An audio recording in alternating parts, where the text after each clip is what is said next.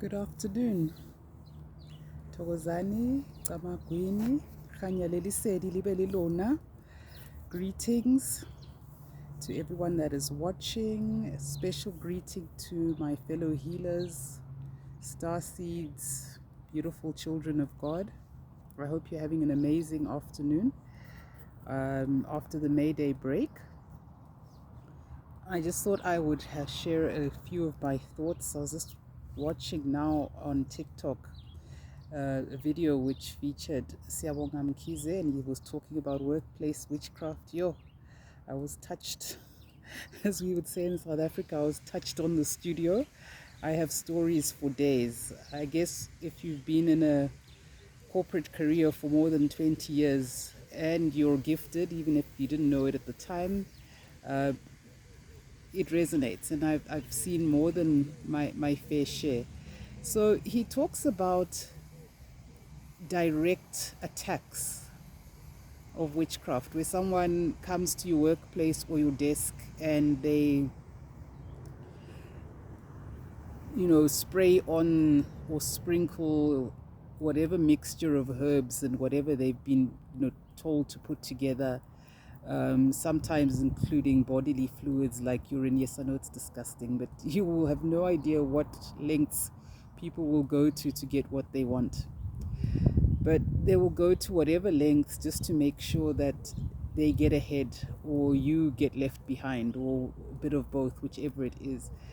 But there's direct attacks where they will sprinkle something into your workspace, or they'll blow a powder in your workspace, or they'll come and burn incense where no one else is in the office. They basically do these things when no one's around, but that's a direct attack. And all it is using earth energy in the herbs that they use, or the powders that they're using, and whatever other natural materials. They're invoking earth energy to bring about a certain manifestation. Maybe it's for you to get fired, maybe it's for you to make mistakes and your boss then turns against you, maybe it's for colleagues to turn against you and not help you, or it's a combination of all three. So you can get a direct attack where they literally work on your workspace. And I have had clients consult who, the moment they get to work, they feel sick. They have a headache, tension in the shoulders, stomach ache, but something goes wrong physically the moment they're in that space. The moment they leave the workspace or the office, they're fine. But every time they go to the office, they're not well, meaning there has been something planted in that space energetically, most likely as a direct attack. That's for people that work in the office. And he also said something quite scary, which I didn't really realize, but it can happen, which is you can catch a stray bullet, like when you get shot in a drive-by shooting. That can happen. So you're not necessarily the target of the witchcraft attack, but somebody that uses that hot desk or common workspace is, but you happen to have low or poor spiritual defenses for whatever reason. Maybe your ancestors aren't strong enough, or you haven't cleansed. There's something wrong in your environment, so you might actually catch a stray and become a victim of that attack, even though it was not directly for you or targeted at you. So you could get a direct witchcraft attack by someone planting something in your workspace, or you can be attacked, or be a victim of an attack, targeted at someone else who's using the same workspace, which is why it's very important to cleanse regularly, particularly if you're gifted. And I know I have promised a video on different things that you can use to cleanse, advice that I normally give my clients who consult with me in terms of how to cleanse. So it is very important. That is probably your first go-to in terms of preventing any kind of spiritual attack, whether it's from the workplace or it's the home space, or it's family, or it's whoever. But that's the direct witchcraft attacks. Then he also spoke about indirect witchcraft attacks. And in isiZulu, the way he put it is about sharing a Wi-Fi. So you know how with Wi-Fi, if you're in a public place, anyone can connect. If it's open, it doesn't have any security, anyone can connect. Or you have to have a private key to authenticate in order to connect. But this kind of attack means the person doesn't need to put anything physically in your space. All they need is something that connects to you as an individual, like your photograph or your home address or whatever. There'll be so many different things. It's just too exhaustive to mention. And it's very exhaustive. There's a list, to try and mention the different ways. But what basically happens here is that person doesn't need to know exactly where you are or to come to your location. They use something to identify you and send that energy to you by way of spirit. And that is when you still have the same results. Even when you try and do some work, you feel tired, you feel sleepy, you feel distracted, you feel sick. You struggle to communicate with people about work, and it's not even Mercury retrograde, which is generally what happens with Mercury retrograde. You struggle to communicate anything with anyone. You have to double and triple check that you've put the right words and the right numbers and you've avoided spelling mistakes. But there is quite a lot of that going on, especially for those of us that work remotely. We work from home. We're not physically seen in the office, but you can still be targeted by workplace witchcraft, because often you have colleagues that are jealous of your accomplishments. For whatever reason, they're jealous of your relationships with colleagues or with your team, and they just want to see you destroyed. So they can do things remotely using something to identify you, and in the spirit you will then receive that attack by way of an attack on your aura or your energy field. And it can be any of the chakras or a combination of chakras or all of the chakras, whether it's your root chakra, which governs your security and safety and financial well-being, or your sacral chakra, which governs your creativity and your ability to make money, or your solar plexus chakra, which governs your self-confidence and your passion and your drive.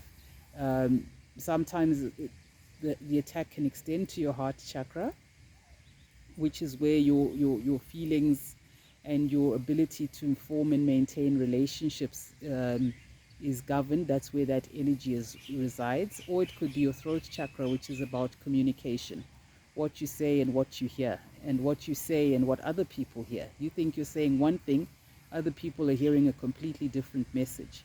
Workplace witchcraft can scramble the messaging so that what you say is not immediately understood for what it actually is. There may be attacks on your third eye chakra as well, which is where you receive messages in your dreams and visions, and that is to prevent you from realizing who's attacking you and what they're doing. And they may also attack your crown chakra, where that is how you communicate with the divine. That is where the energy for transmuting negative energy is also stored. So there are different ways of doing these witchcraft attacks. But the most important thing is to understand that not everyone at work likes you, however likable you are. There are some people who are bitter and jealous, even though you've done nothing wrong to them. There are some people who are insecure because they don't have the same abilities as you. There are also people who move in a mob or a band. So if one person dislikes you, then a whole bunch of other people are going to dislike you for no reason other than that one person who's their leader dislikes you. It's a little bit like bullies at school, where they come together and they band together. So you get people that are like that. So the important thing is to understand that not everybody likes you. And Other people are jealous of you for reasons that you cannot fathom. Other people dislike how you move in the workplace, how you get things done. Maybe you're gifted or you're talented as a leader, or you're gifted or talented as a specialist, and they can't do the things that you do the way you do them.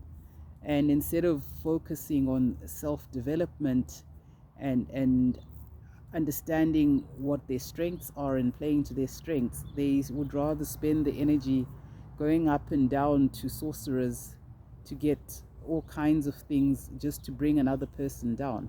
It's really a sick mindset, because at the end of the day, you don't gain anything by bringing another person down. Ideally, what you should do is do the work on yourself, so that you actually achieve what you need to achieve, and it's got nothing to do with the other person. The other person is living their life.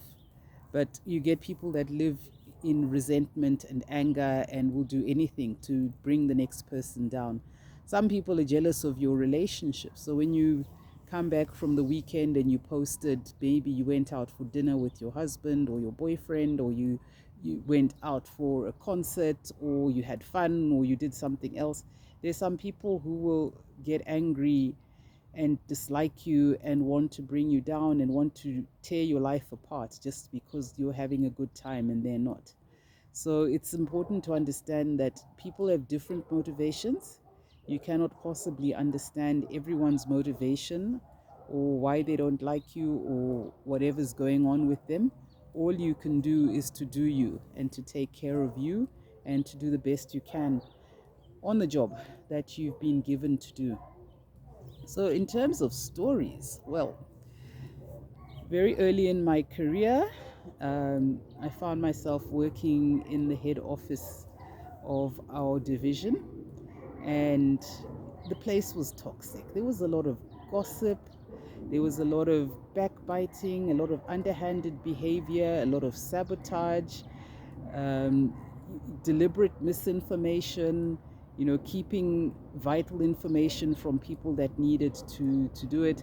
The place was toxic generally. So the place was toxic because there were a few very low vibrational individuals who would perpetrate and perpetuate all those toxic behaviors.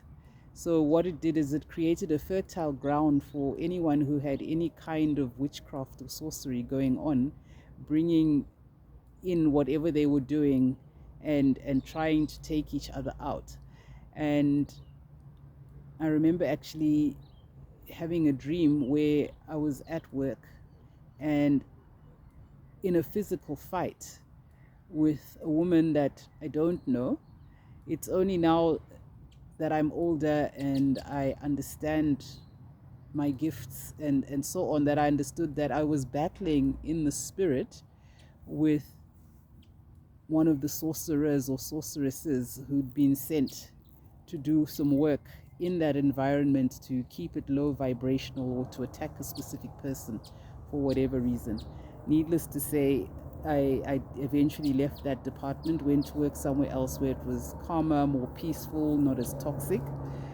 Still did encounter a few low vibrational toxic individuals, people who are just unnecessarily competitive. I've never really understood this thing of, you're a senior leader, you're over 40, but you're fighting with people in entry-level jobs who are in their 20s, barely out of their teens. There's something very wrong with you. At that point in your career, you should be giving back, you should be mentoring, you should be teaching, you should be helping people to improve their career. But there again, you get people who are insecure and they want to fight you, even though they're much older and they have more experience, but they see something in you that scares them, maybe because when they were your age, they didn't have that thing that you've got. So that was my first experience of workplace witchcraft. I then joined another bank. I was a little bit older and a little bit wiser. My line manager at the time, he married an Indian woman, and he was colored, mixed race. But he married an Indian lady, and she was into yoga and energy healing and all kinds of things.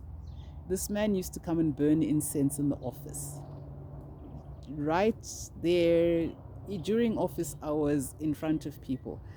And it bugged me because at the time I was battling with all kinds of respiratory infections, particularly chest and flu, and that whole thing that happens when you have the post-nasal drip and then it goes into your chest.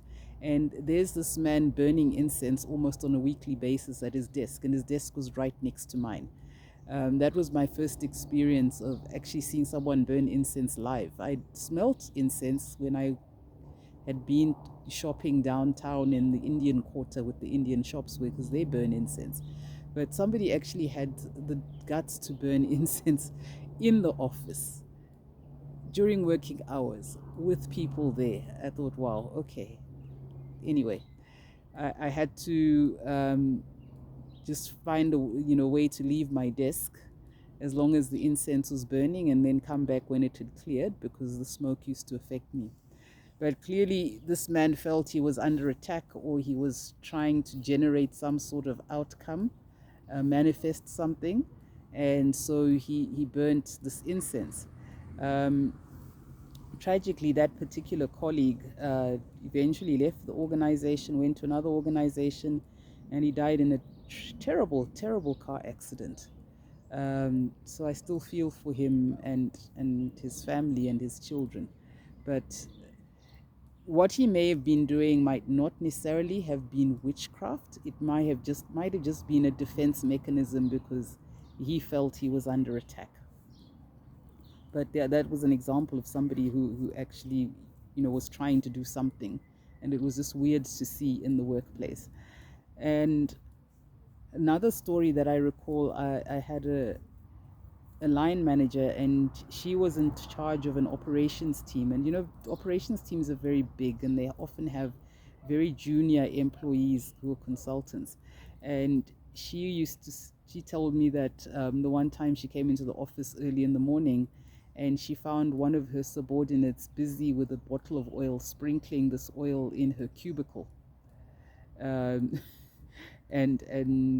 Ezamu Kuluma, or I'd rather Bega Kuluma, she was obviously sprinkling and talking, saying, I want this to happen, I want that to happen.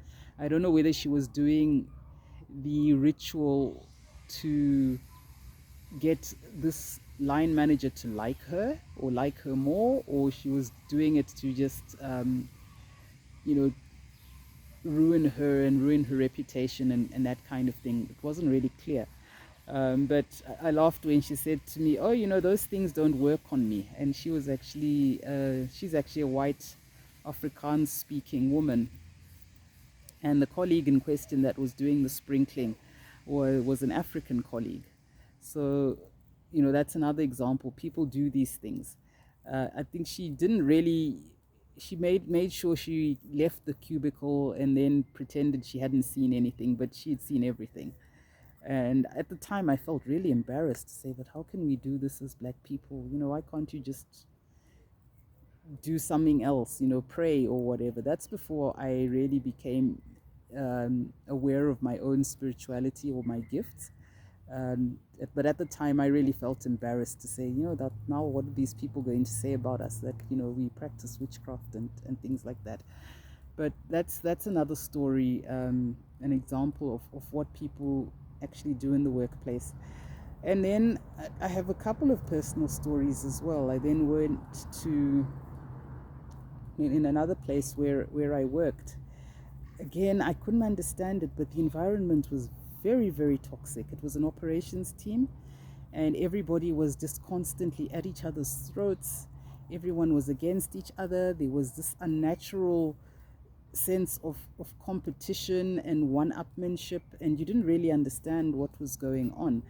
And it's only when I started watching Pastor Kevin Ewing's videos that I started to understand this phenomenon.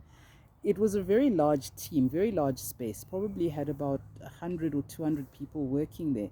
So you can imagine, if we live in a country where 4 out of 5 people consult traditional healers or spiritualists, and you have 200 people working in the same space, what it means is 80% of those people are doing some sort of spiritual work, right?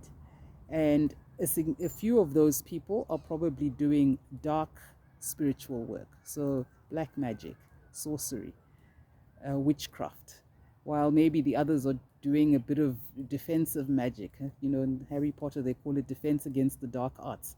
So I'm sure a significant number of people were doing defense against the dark arts, but you did have perpetrators in there of the dark arts. So the environment was always toxic. There was always, arguing, fighting, quarreling. There was a person always getting fired. People were always making mistakes, and frauds would be perpetrated, and things were just ugly. And once I understood that, I really started to pray and fast and pray for my team. I know one of the teams under me, they used to have a prayer meeting every morning, so there didn't seem to be a lot of drama in that team. And I understood it was because of those daily prayer meetings. Otherwise, the environment was really, really toxic. And I then moved into another team after that. And in this particular team, it was the leader, the boss, the head that was doing the spiritual work, that was doing the black magic. And he was very, very manipulative, what you'd call a covert narcissist. And he would manipulate everyone. And he would say anything just to get his own agenda, to push his own agenda. So he could tell different people in the same team a different version in order to get a certain outcome. And he would play people off against each other. He would basically divide and conquer. But the most insidious part was he used to actually draw energy from other people. Working with him is how I learned that there are people that can actually take your energy and use it to power their own lives. They'll take the spiritual energy from your sacral chakra that enables you to make money, and have creative ideas. You sit there and you're trying to do your work, and you cannot for the life of you come up with any ideas, but that's because your energy is being diverted to this person who has created a spiritual or soul tie with you. They do it by being nice the first few months, and you allow them into your energy. They get their hooks into you energetically, and they start feeding off your energy. They can draw energy from your root chakra. Suddenly you find that you have constant health problems, you have constant money problems. You're under attack physically, mentally, spiritually. And that's because they're taking the energy that should belong to you, that should power your manifestations, that should protect you. It took me a long time to realize it, and it took me quite a while to actually eject this person from my energy field, because he had his hooks firmly into me. That's when I understood that people that practice witchcraft, they don't go around with pointy hats and crooked noses and warts. Some of them look like regular people. They wear nice suits, they drive nice cars, they live in nice neighborhoods. But the things that allow them to get those things is other people's energy, because they themselves, their spirits are so darkened that they don't have any light within them, and they therefore cannot create. So they can only do energy transfers in the spirit using witchcraft in order for them to be able to continue, living their good lives. But they live their good lives at other people's expense. And again, the environment was toxic, but it was very subtle. It wasn't immediately obvious, but when you then really observed what was happening, there was a lot of infighting, there was a lot of manipulation, there was a lot of drama, there was a lot of conflict. And it was only drama and conflict that was targeted at certain people or involved certain people. Other people were completely oblivious. But those of us who were spiritually inclined, we knew what was going on. Eventually, I left that environment, and when I did, things fell apart. People started leaving, people started fighting, People that were once allies turned on each other. Nothing was working out. And that was because the things that kept this whole house or community or department together was this, manipulation and this transference of people's energy, um, which allowed, things to happen. And when certain people removed themselves from that environment, suddenly the momentum to continue in terms of success was just not there. So this video will sound a lot like the video that I made earlier around narcissists. And it's important that a lot of people that practice witchcraft or sorcery are either covert or overt narcissists, because narcissists have fantasies of unlimited power and control over everyone. And sorcery or black magic offers them that opportunity to feel all powerful and to manipulate people in different ways. So don't discount the use of witchcraft. And witchcraft isn't just about spells that are uttered or charms or people sprinkling oil or blowing dust in your direction, what we call pepeta in isiZulu. It's not just about that. Witchcraft is about control, controlling other people's behavior. Narcissists control people by manipulating their emotions. So they will use anger to try and frighten you into doing certain things or intimidate you into doing certain things. They will pretend to be nice at a certain moment to manipulate you into turning against a colleague or doing something that is illegal or unethical. And then they won't own up when things come to light or you're caught. They'll pretend it was all your own idea and they had nothing to do with it. So you can be manipulated by a narcissist. They can use domineering tactics such as anger, fits of rage. They can also they can be intimidating, so that you just feel. There's some people who, if you see their name on your phone when they call you, you become apprehensive, you become fearful, you become nervous, you become anxious. And if you actually analyze that person's behavior, you'll find that you're dealing with a narcissist, either a covert narcissist, which is a sociopath, or an overt narcissist, which is a psychopath. And remember that narcissism is a spectrum. So you have those who are mildly narcissistic with some narcissistic traits, and then you have those who are malignant narcissists on the other end of the scale that have no empathy whatsoever for the next person. All they care about is getting what they want. So people like that, you'll find, even if they call you on the phone or they send you a WhatsApp, you feel apprehension, you feel anxiety. You may even feel a little depressed. In isiZulu, we call it uvalo, shawal uvalo. You literally feel your heart, either skip a beat or beat faster. That's what we call uvalo. So that is a sign that this is a person who is either manipulating, intimidating, or dominating you. They have narcissistic traits, or they're a narcissistic personality, or they suffer from full-blown narcissistic personality disorder. They may not necessarily have been officially diagnosed by a psychiatrist, but by the time the psychiatrists intervene and diagnose, the damage is already done. People's careers and lives have been destroyed just by being in contact with this person.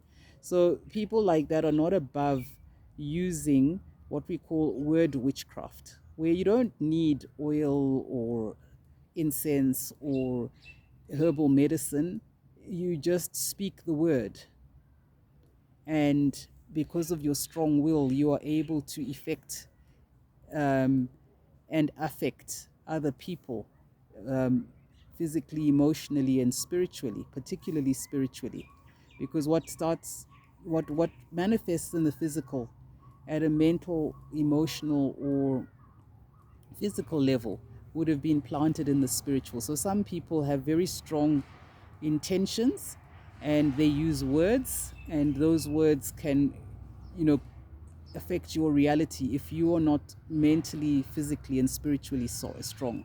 It's spiritually strong, especially, which is why in the book of Ephesians, we're advised to put on the armor of God, because the armor of God talks about your aura and the ability to strengthen your aura so that you cannot be affected by any form of witchcraft, be it word witchcraft or, somebody sprinkling or somebody speaking your name, or putting blood over your picture or whatever the things that people do. There's many ways of affecting someone spiritually, and the important thing is to protect yourself spiritually. That's the only way that you can withstand that. And it's important that you do that, because workplace witchcraft can affect your ability to create things. It can affect your ability to do your work, come up with new creative ideas, solve problems, communicate with colleagues. So it's really important that you protect yourself at work. And I will then do a follow-up video around the cleansing. This is really a good time to do a cleansing because it is the waning moon, just before the new moon. So this is the time when we do cleansing to release those things that no longer serve us. And spiritual bath is this is a good time to do it for releasing anything that no longer serves you. If you suffer from fear, self-doubt, anxiety, this is the time to actually release that so that you can be your best self and you can live your best life. And that way you prepare for the new moon, which is a good time to do your manifestation ritual, whether it's prayers from a Christian perspective or any other rituals from any other tradition that allow you to manifest. But the new moon is a good time to do that. So I hope you found this video useful, and I'd like to thank you again for watching. Thank you for your support, and I look forward to chatting to you again soon. Thank you.